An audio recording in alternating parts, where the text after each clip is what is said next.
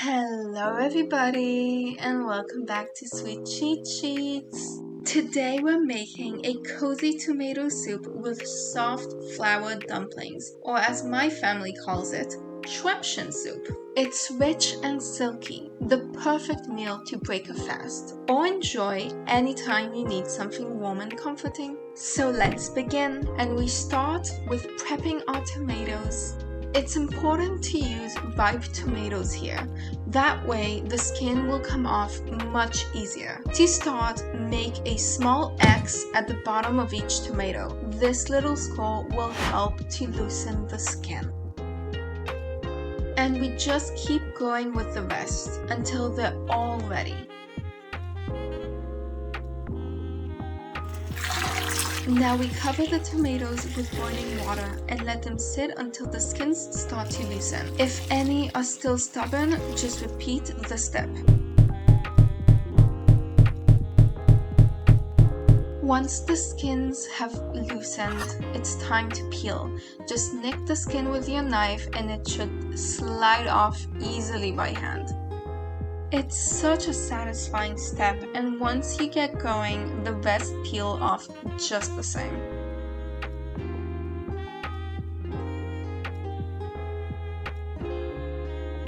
And that's our tomatoes, all peeled and ready for the soup. Up next, a quick chop of the rest of our veggies.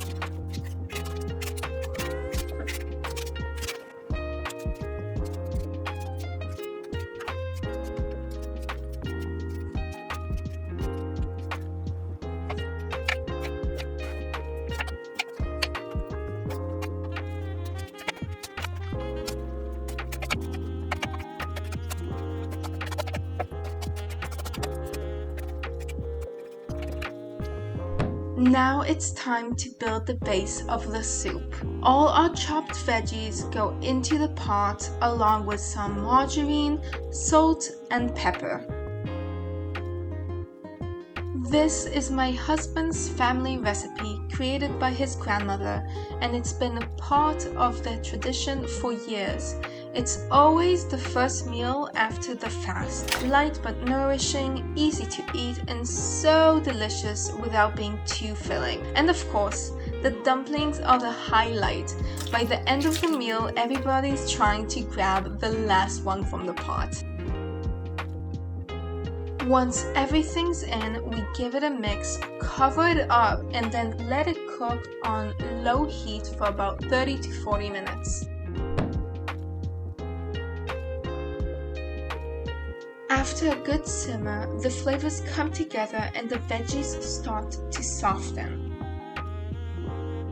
Once the base has cooked down, we open it up and give it a good stir. You'll know it's ready when the potatoes are soft enough to break with just a little squeeze. Now we add the last of our ingredients, a little sugar, tomato paste, and some water. Then we mix it all up and we're ready to zhuzh.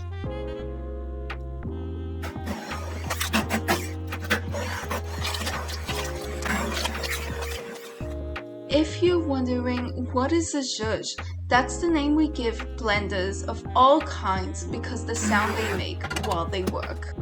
Lastly, add enough water to fill your pot, cover it, and leave it to boil.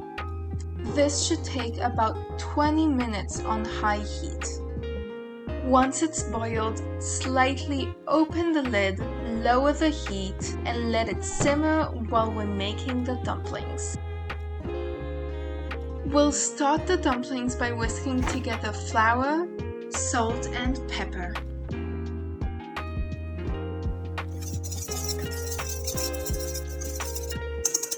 Next goes in the margarine.